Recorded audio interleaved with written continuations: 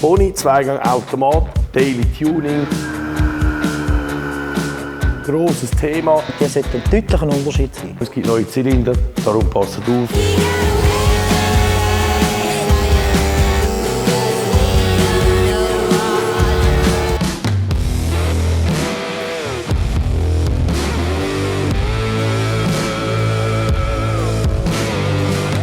Ziemlich oft ist immer wieder eine Anfrage da.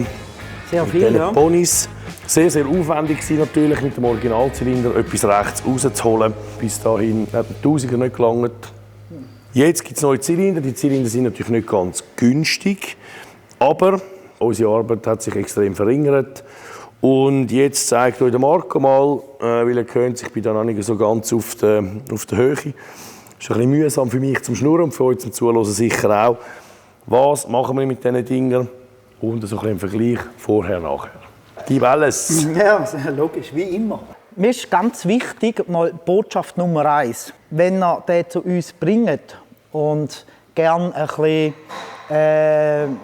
erwachsenengerecht machen lassen bei uns. Das Getriebe muss gesund sein. Die Kupplungen müssen gesund sein. Die Kurbelwelle muss gesund sein. Wir können nicht auf einem Motor, der jetzt schon klappert wie eine alte Pfeffermühle, noch eine Leistungssteigerung machen. Ich denke, das ist jedem klar. Falls jetzt euer Motor nicht mehr ganz fit ist im Fall auch kein Problem. Ihr dürft das trotzdem vorbeibringen, denn wir können auch den kompletten Motor revidieren. Das heisst, wir legen den Motor alles zerlegen, ihr könnt neue Kurbelwellen über, neue Lager, neue Simmering über und erst dann machen wir die Optimierung. Wir machen das, was ihr gerne hättet.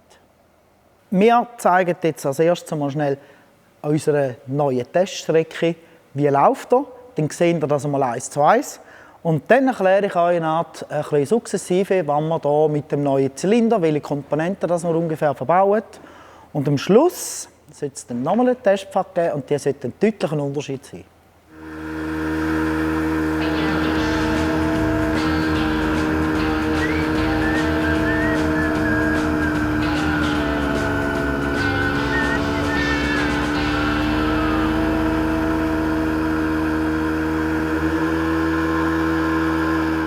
So, in der Zwischenzeit habe ich nicht ein Däumchen gedrückt, sondern ich habe das Getriebe mal ausgebaut. Das Getriebe habe ich die Gleitbüchse, den Klemmkörper, neues Kabel eingezogen. Also das Getriebe ist jetzt schon ready.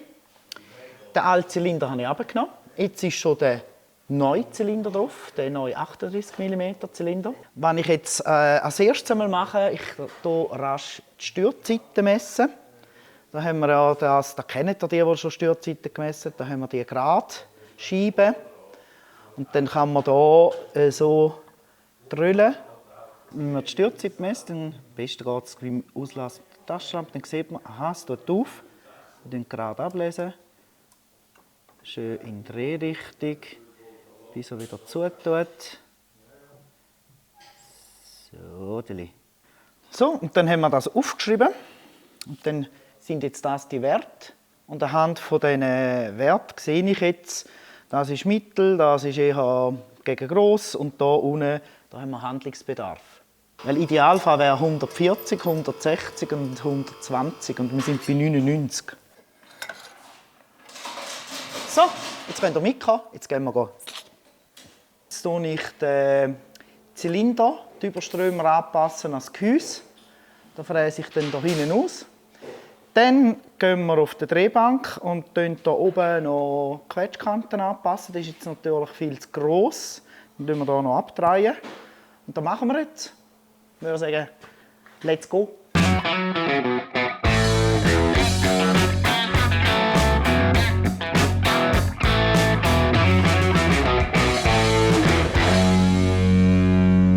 Jetzt müssen wir hier oben dran ein bisschen abdrehen. Für das gibt es ein affengeiles Werkzeug. Jetzt muss ich schauen, dass ich das Richtige verwünsche. Das ist, glaube ich, 38 mm. Jawohl, das ist das richtige Werkzeug. So, und jetzt kann man nämlich den wunderbar aufspannen. Das müssen wir noch ein bisschen anziehen.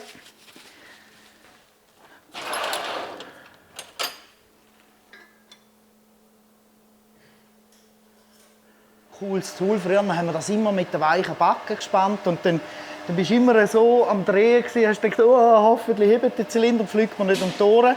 Aber da, saubere Sache. Wir können theoretisch gerne mit dem Dorn hier noch spannen, aber es braucht es gar nicht. Das Werkzeug läuft so super, perfekt, zentriert. Tipptopp, da können wir gleich loslegen.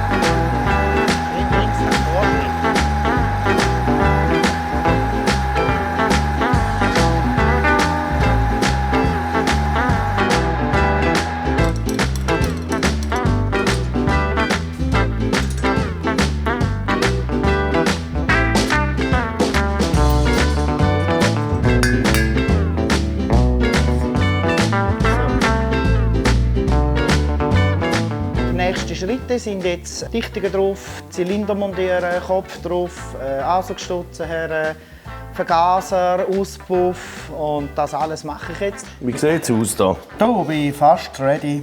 Joe, hey, das sieht nicht schlecht aus. Ja, jetzt den Krümmer habe ich jetzt noch angepasst. Ich war jetzt mal noch schnell fahren.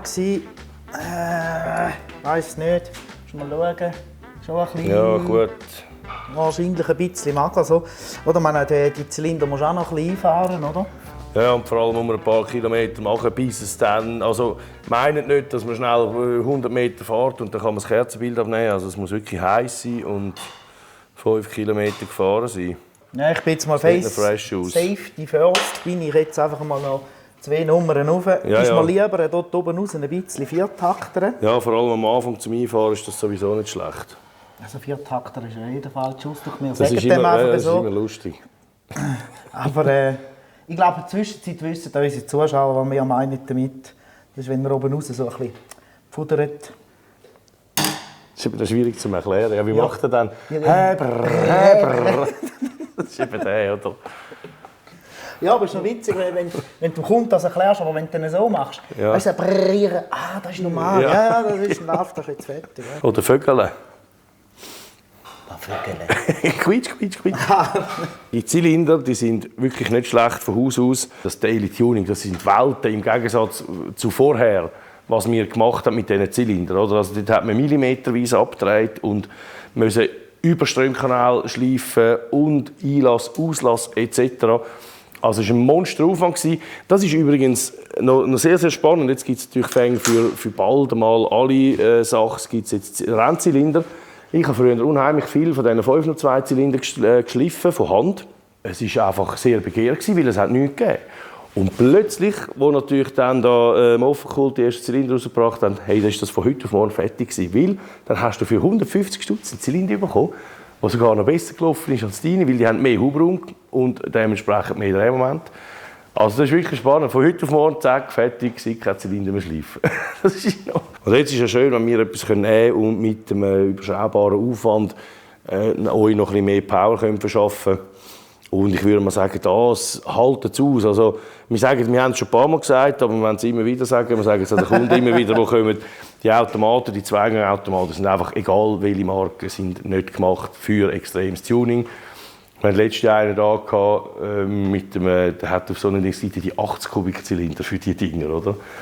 Da habe ich gesagt, ja, wie lange bist du denn gefahren? Ja, hey, du hast zweimal den Motor revidiert. Ja, wie lange bist du gefahren? Ja, 400-500 Kilometer. Also, das ist einfach too much.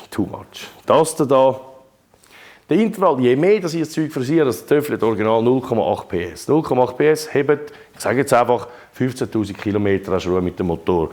Wenn du natürlich so ein Daily Tuning machst, sagen wir mal auf 2,5-3 PS rauf, dann halbiert sich der Intervall. So könnt ihr das etwa denken. Und wenn du natürlich einen 80 Kubikkarren machst mit irgendwie 4-5 PS, dann musst du halt einfach alle 2000 Kilometer den Motor revidieren, oder?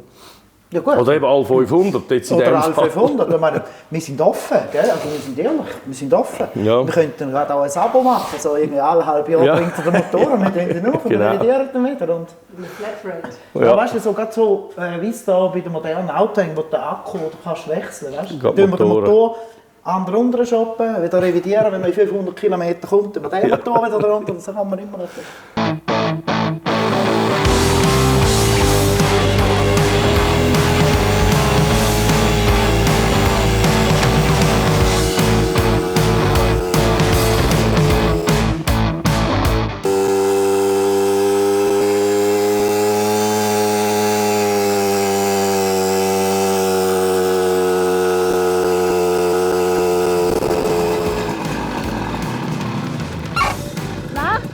Geil!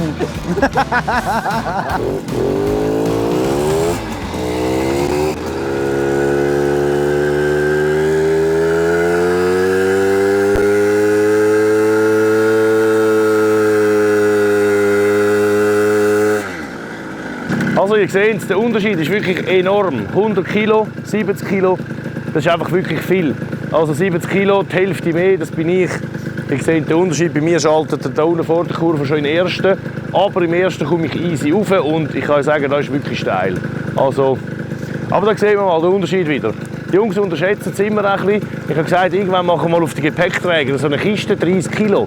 Oder? Weil wenn die Kundschaft natürlich etwa meine Postur hat und sie gehen den Hobel abstimmen, dann muss immer ich noch fahren, weil es ist wirklich einfach enorm. Und dann machen wir mal ein Haarrässli oder einen Rucksack, der 30 Kilo schwer ist und dann können sie selber abstimmen. Also gut, geh wieder. Daheim. Kommst du mit? Bestes Tuning, abnehmen. Genau, eigentlich schon. Ihr habt es gesehen, das ist immer wieder verwunderlich. 30 Kilo ist einfach wirklich mega viel bei den Töffli. Richtig, abnehmen, das beste Tuning ist aber keine Option oder halt auch schlicht nicht möglich, was Körpergrössen angeht etc.